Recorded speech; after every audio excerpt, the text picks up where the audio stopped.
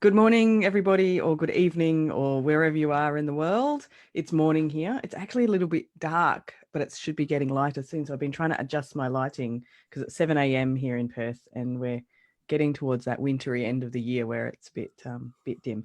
So today I have a very, very, very special guest on the Thoughtful Travellers Book Club because it's so much nicer not to just be talking to myself. So welcome, Justin Watson in Canberra. Thank you, Amanda. We may actually be talking to ourselves. Have we checked? Oh, we may well be talking to ourselves. Let's check. I'll just see if I have the ability to check. Let me try and open this up here.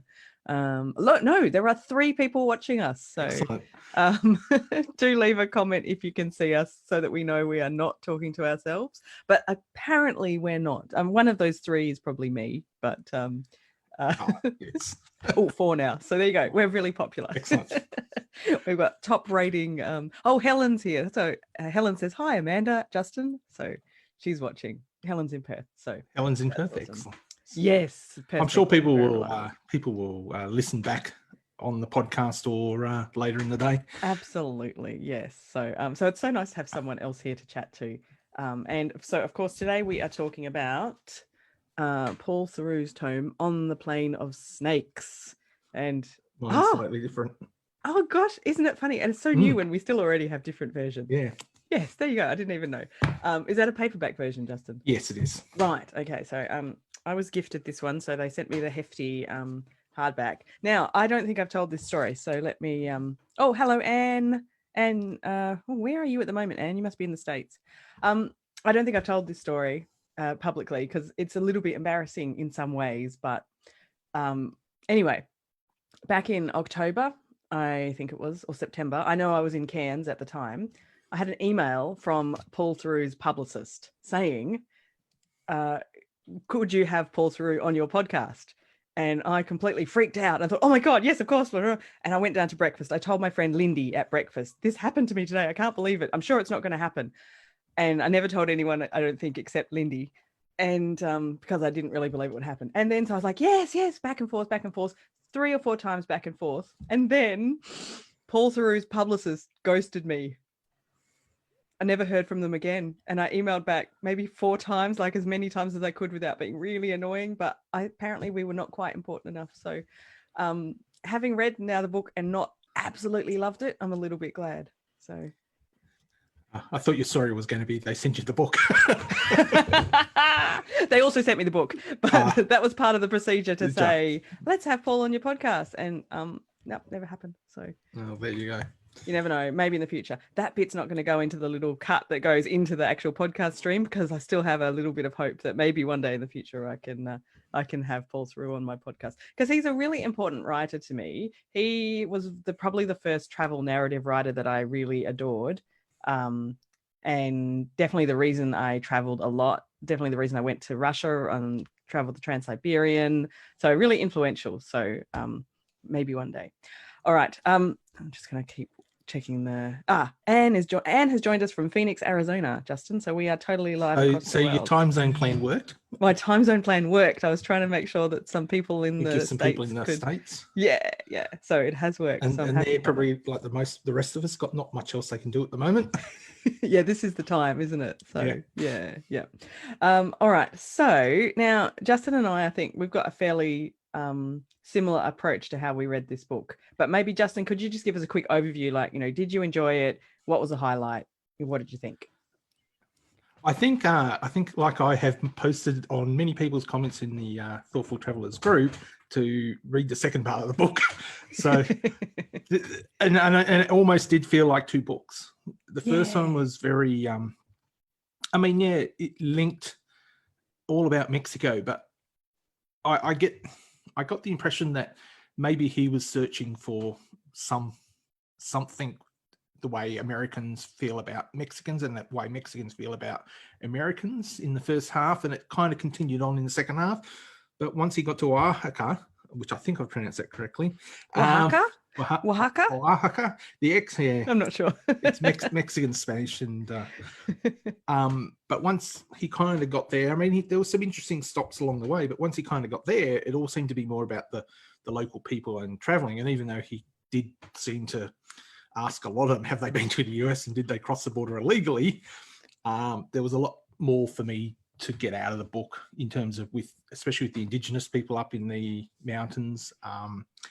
And just, he did seem to get off the beaten track, but then some of the big cities he visited also, sounded amazing to visit. There was stuff in there like, which I know we'll talk about, like language schools and things like that. So, and then I think the ending was really good. I think the bit about the Zapatistas in the kind of a separatist or a independence movement or whatever you want to call it was quite well done. So I like the ending of the book, but it wasn't my favorite of his. No, it wasn't my favorite of his either. And I feel like the first half could have had a really good edit. And about 100 pages. Yeah. I sometimes wonder with really, once you become uber famous, does an editor, not want to go near that, and they'll just let you write whatever you want to write? But I'm not sure. And it was a shame because I know, like you said, in the group, there was a lot of comments like, oh, I'm finding it a bit hard going. And we started to give that advice, skip the rest of the first half, go to Oaxaca, and then from there, like if you just read that half, I think I would not feel this way about the book at all. I think I would have really enjoyed it. Yeah. It did seem to be more a political kind of thing in the first half, and more travel focused in the second half. And not to say that I haven't read all of Paul Theroux's books, but I believe he's written across a lot of travel, but he's done a few other different genres. He's written novels and stuff as well. So, and Bill Bryson, another person's done the same thing. He's branched out from travel. So, this one was kind of, I found it interesting, but it was hard going. And actually, I really like to hear from some of the Americans listening, and I know there's at least a few on now. I've just seen in the comments, because I've got this in our notes, haven't I, Justin? We've got an Australian perspective. And, we're really far from that border between Mexico and the US. Exactly. And we hear bits and pieces, but, kind of what we hear is, oh, let's build a wall, and not much more. Like it's not something that we, really get much in-depth information on down here. And we certainly don't have any lived experience of what that's like. And no. So I'd be curious to hear from the American readers and listeners who've read it, how that lands for them, especially that first half of the book. Yeah, I think Australia has had its own issues with things like boat arrivals, for example, completely different thing, but not completely different, but similar, a very similar thing. I agree. Similar though, but I don't think the dynamics with how the Mexican and the US governments play out are the same in Australia with this. So that's why that political side is a little bit more interesting, because that part of it is different. We still have the same kind of segments of society, those that are really upset about it, those that don't want better treatment of refugees, and people in the middle ambivalent. We still got all of those, but I think it's just the way the government's operated, and that was probably the more interesting thing, that who had the power and which parts of Mexico. So but also like the physicality of it, like when we have refugees who've come they come, with boats or whatever, they're from often very far away places, and they're very culturally diverse. Like it's not just one kind of people, and they end up in different parts of, spread across Australia. And whereas in the States, where it's that, whole kind of border area where, they've come, the areas close to the border where there's, then a lot of Mexican influence and people who've been there. And so it's quite to me, it's quite a fascinating and quite different kind of area. Okay, I just want to mention, so the poor Europeans today are not with us because it is the middle of the night there, but Richie is always a highly contributing member of the Thoughtful Travellers group. And he wrote in, he said, sorry, this is a really long message, but it's actually a really good message. And I thought it was interesting to sum up kind of a European perspective, perhaps. I'm just going to read most of what Richie wrote. And he said, to be completely honest, I think I'd been a bit blinkered as to what life in Mexico really could be like before reading this. I'd agree. Same. My understanding before stretched as far as Cancun. A lot of British people go for holidays if they want to go out of Europe. I've also watched the film Sicario with Emily Blunt. Amazing film, but didn't actually realize that this had some pretty accurate representations of ongoing struggles in Mexico and between Mexico and the US. And the book really gave a bit of understanding to some of the imagery I've seen in that film. And Richie goes on to say, what sums this up for me is when Paul is talking to a young mother who says, the risks and privations in Mexico are much worse than those endured in a border crossing, which answers the question as to why do people try to cross the border. Maybe for them, it's more a case of why not try to cross the border, which shows throughout with how many people he speaks to that have crossed the border at some point in their lives. It was interesting to see at the end of the book that the realization of how dangerous and risky the journey was actually seemed to hit home. Yeah, I don't think any of us have any, unless we've actually done something like that, have any idea how dangerous some of these things are. And the same with our perspective with boats arrivals. We hear about them sinking, but we've got no idea how hard that journey is. And same with crossing that Mexican border. It sounds horrendous crossing the desert. So, and they put their lives in some complete strangers' hands. And so I think that was pretty well. I think he painted a pretty good picture of that whole process and what people would do just to maybe earn some extra money and help support their family. So yeah, that kind of level of desperation is something that we're sitting here in our very privileged lives can't quite imagine. Is it, how? No, that's right. The point where we were willing to do something, dangerous or very dangerous in order to improve the quality of our lives. We just can't imagine, really, can we? Yeah, there's a few people I can see making comments as well who've lived in the border or of Mexican American heritage. So, oh, excellent! Yes. I'm flicking screens everywhere. I need 3 screens now, not 2. Anne says particularly hard, challenging for me in the beginning of the book, having lived in San Diego. Oh yeah, very close, maybe 20 miles or less from the border for 25 years. I've been to several of the border towns on both sides and not just in California. And that would be, you'd have a much better perspective than us. And Shah says, hi from Durango, Colorado. Being of Mexican-American heritage, I was very interested in Paul Theroux's observations and how kind and respectful the people in the villages were to him. That's really interesting. Yeah, Shah, I'd love to hear more from you as well about how you perceive the book as a whole, and do you think it's kind of a fair representation of things? So interesting. All right, now Justin, let's run through a couple of these things that we talked about before. We've kind of covered the how it works as a book, and perhaps, but I did have a bit that I kind of liked about it. So it's from kind of early on, and he writes, it is pleasant in Mexico to sit by the beach, inert and sunlit, sipping a mojito. But who wants to hear about that? What you crave in reading a travel narrative is the unexpected, the taste of fear, the sudden emergence by the roadside of a wicked policeman threatening harm, which is true, hey? Yeah, yes. Which is ironic because then when he then spent the second half of the book, especially after, I think, from Mexico City onwards, avoiding the police. Yeah, that's true. He decided he didn't need any more wicked policemen threatening harm. Thanks very much. But yes, so I think that's true. It's true of everything, of everyone. Every time we talk about travel, is that so often the things that don't go to plan, or things that go wrong, or things that are unexpected at the very least, that's the part that we want to know more about. So. Yeah. And there was another part in there that I remember was about his description of the typical middle class Mexican holiday, which was to a resort with all you can eat buffets. And I thought, the more I thought about that, I thought, from my perspective, being what I would consider middle class in Australia, that's not my ideal holiday. But I bet if I went and asked a lot of people, they're all off to resorts in Fiji or Bali. So it's not actually that much different in some ways. So I think you're probably right. I think you're exactly right, that the average middle class Australian is perfectly happy to do exactly that kind of holiday as well. So yeah. It's just maybe we're not maybe typical, I don't think. No. I don't think anyone listening is. No, that's the beauty of this group. Yes. I love that. Now, you already alluded to this, Justin, that especially in the second half of the book, the people really come to the fore. So the local people and also some of the Indigenous local people. And I've got a couple of examples here, and then you might have some more as well. But I loved the section. It was just a short section, but I really liked it.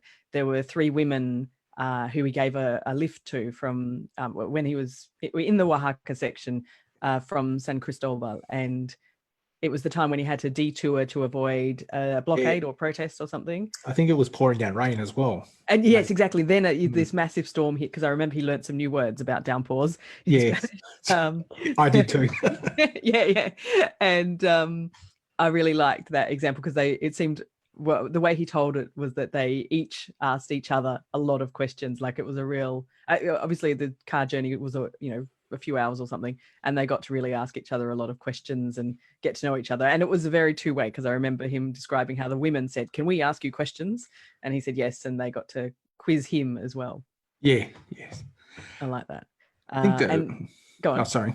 No, I was just going to think, I think that was the best bit, I think, is he actually did go out of his way to get up to some of these villages, and a lot of them were what they like ethnic Mexicans or indigenous, in that they were descended from the people that were there before the colonization occurred. So I think that was probably important, and it seemed to be well worth the effort to travel there and see these and talk to these people. Yeah, absolutely. Yeah, I found those parts really interesting because I don't know much about those different cultures that were there before, and yeah, it was fun. I found that really fascinating. Yeah. So the other thing that I like, and I know you did too, was when he got to meet other people in general, when he was teaching in Oaxaca and he got to meet all those writers. Yeah. And from my perspective, I like the whole language school aspect, how he went and learned Spanish, and he really didn't like he kind of showed his American roots by sort of not liking this organization and structure and being told what to do in his language classes. But my own perspective, I did a week in Guatemala many years ago, right. and it's something I have to go and do again, except for maybe longer, and just the experience. You're there long enough that it's kind of the whole slow travel idea. Plus, you kind of then integrate into the local with the local people, because you might end up going to the same place in the morning to get some breakfast or a cup of coffee or whatever, and you start using your Spanish more as you're learning it, and so. Yeah, it's one of those things that I really, really have to do again for much longer. And I not really sure how long he did it in Oaxaca, but it was a fair while. I think it wasn't like it was weeks, wasn't it? It was several weeks. Yeah, I think. Yeah. And I love that. The combination, you're getting to meet other interesting people from around the world who've come to learn, and you get to know your teacher. And I loved, I particularly liked, he was obviously uncomfortable about all of the personal things they would discuss, because we're going to practice today talking about, I don't know, a memory from your childhood or something. But that's one of those things. It's a unique situation, and you get to share these stories that you might not really talk about in other situations. I love that. And then there was a little bit that I found funny, was when he did speak to one of the other students, and they kind of confessed to him that they were lying about all the stuff they had been saying anyway. Yes. Oh, I forgot that bit. That's right. Yes, that's true. Yes, it's all about language practice, really, isn't it? It doesn't mean that you have to be telling. You can make up whatever background story you want, to be quite honest, or whatever vocabulary you know. Yes. I do remember doing that in some language classes as well. Like, well, I want to say this, I don't know the word for that, so I'll just say this instead. So yeah. I have a bit of a quote from a later chapter when he'd started to meet some other people as well. But just to kind of sum that up, he said, and I agree, travel is less about landscapes than about people. Not power brokers, but pedestrians in the long march of every man. Once again, in Mexico, as with my students, my chance encounters with campesinos, with Francisco Toledo and so many others, I felt lucky in the people I met. Yeah.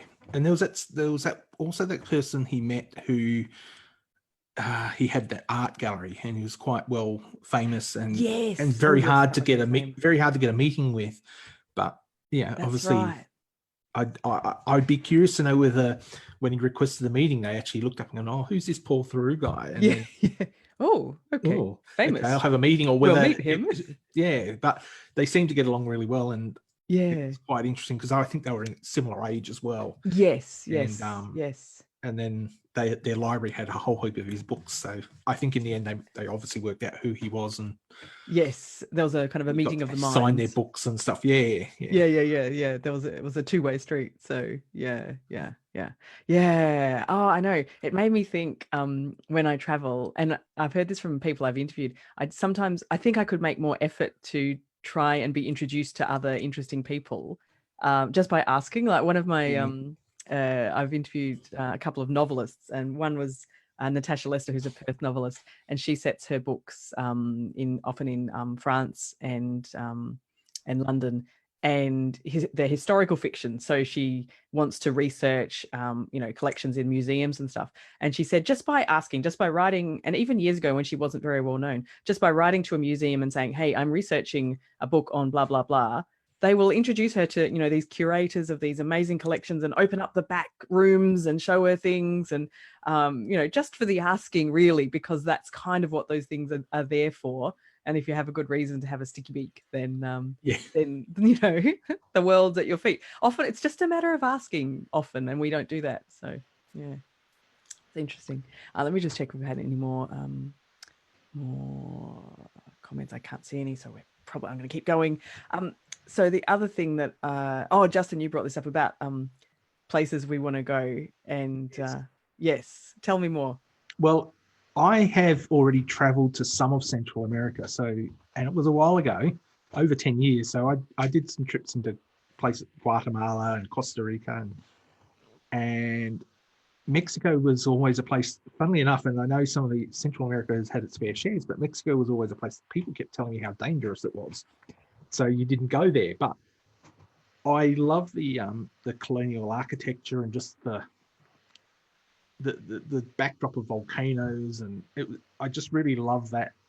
And you could just, the week I did in the language school, I would just sit there, go to class in the morning, and then wander the town. This was in Antigua, Guatemala, and just wander the town in the afternoon, or occasionally they put some activities on for class. So we went for a hike up to a hill, and another day we went to a volcano, which is another story altogether. But and so I did some Googling of these towns, because I didn't know much about. I knew a little bit about Mexico City.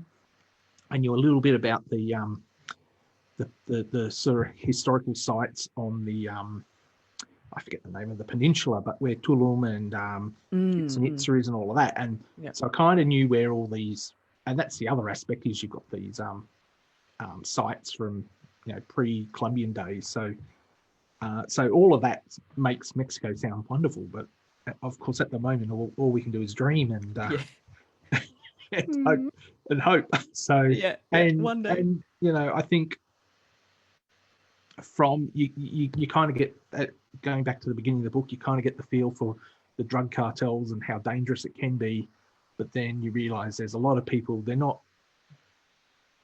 if you mind your own business, there's a lot of people, they're all living their lives and they just keep their heads down, don't stir any trouble, and it's all okay. It's all okay for them, and you get the kindness of the people out in the book as well. So you know that as a tourist, you're probably going to get that kind of extra special treatment in some places, where wanting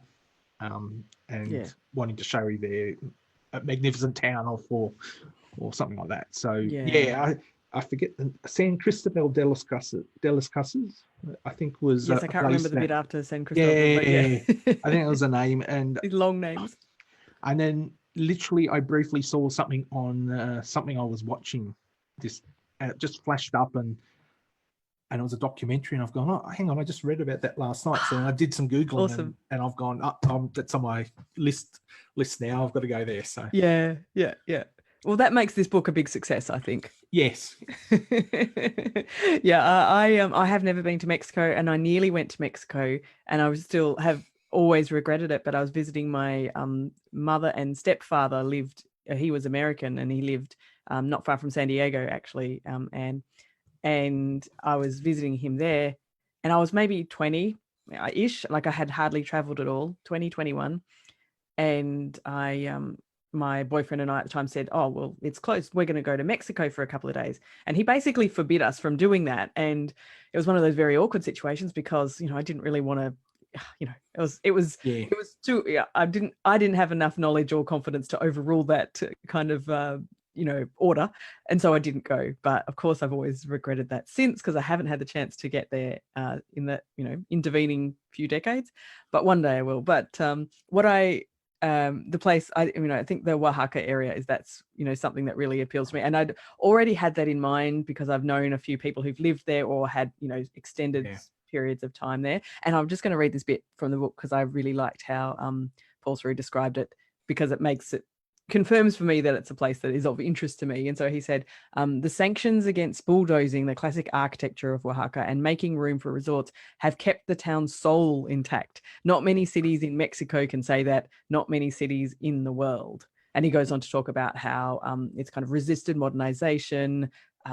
Most people walk. It's a city of pedestrians. So a city of pedestrians moves at a human pace in most other respects too, and is inevitably a place where small details are more visible and noticed and appreciated. So and there's a few towns like that all through Latin America, or a few cities like that where they've kept a lot of that pre-colonial stuff and also the colonial buildings. And so it does sound like although he did find someone who didn't like that, and because it was talking about how it pushed all the people out because the rents were really high and they had to build all out on the outskirts. And so he did find one person who didn't like the idea of maintaining the status quo. But of course, I think if tourism was, I don't know what the tourism to that city is from outside of, say, Mexico, but I think as tourism picks up, then like who knows, in 20 or 30, 40 years they might be then complaining about over tourism. So exactly. That's right. That did sound, that was probably the highlight of the book, that whole largest chapter in and around that city. So for me too, that was a really a really good area. I just had a couple of comments on the thing. So Shah said, I remember traveling as a child into Tijuana as a super fun time with family, buying candy and paper flowers. That sounds nice. And Anne said, I used to go to Tijuana for the day to shop and have a good lunch. So and I think I get the impression a lot of Americans have done that, especially if you've lived in California, and that's their trip into Mexico. And then there's also, I believe, over near Tulum, I forget the name of the town, of Cancun, is very popular with American college students and that for their spring breaks and that. So, So there's those two little bits of Mexico seem to be very popular, and then I don't know there's about a whole lot in between that. There's a whole lot in between, and even before this coronavirus happened, I know there were places in Mexico which were basically told you can't go there, like where Acapulco is and the cliff divers are, because that was something I've always wanted to see, these people cliff diving, but it was always on this don't travel there, that state and a few states warnings area. It's interesting. So there's probably reasons why where people seem to go were generally considered quite safe, where the tourists were. But you got to do your research. Anyway, it's time to wind up. Unfortunately, time has flown, but I hope everyone listening has got something out of it, and that that we Aussies have not completely butchered the pronunciation and or said anything too crazy, but we're just two Aussies who are curious about the world, aren't we, Justin? So yes. I do often get told that my accent is hard to understand, so I do apologise for that as well. I think your accent is fine, but I'm an Aussie too. Dear. I do get that problem a lot. People not understanding a word I'm saying. But, I'm sure it's all good. Anne just said she actually got to see the Acapulco cliff divers during a safe window. So there's things like that experience that I'd love to do. So one day One day. There's There's too many things plenty of going on at time the left. moment. Yeah. Yeah. Um, Well, anyway, Justin, thanks heaps for no coming worries. to chat with me this morning. Hopefully people enjoy seeing a conversation going on rather than Yeah, I tell you, it's way more fun for me than that's talking good to news. myself with comments. So Yes. yeah. And we even got the technology right, which I'm very proud of. So yes. So everyone, thank you very much for taking part in our March/April book club, and back next month. And I didn't bring the book in with me. No, and I haven't got it within arm's reach. I am looking forward to it. I can see it. I started it last night. It's really good. So I do love train travel, and I am really looking forward to this one. So yes, I love train I travel. think more people will enjoy it probably. Yeah. It's an easier read for sure. So all right. So that's it. Thank you. Thank you. Anne and Shah said very enjoyable. I really like the conversation. We must have done okay, Justin. Yes, excellent. Thank you very much. All right. Thank you everybody for being part of the Thoughtful Travelers Book Club, and we will be back in the Thoughtful Travelers group, and of course next month for another chat. So thank you.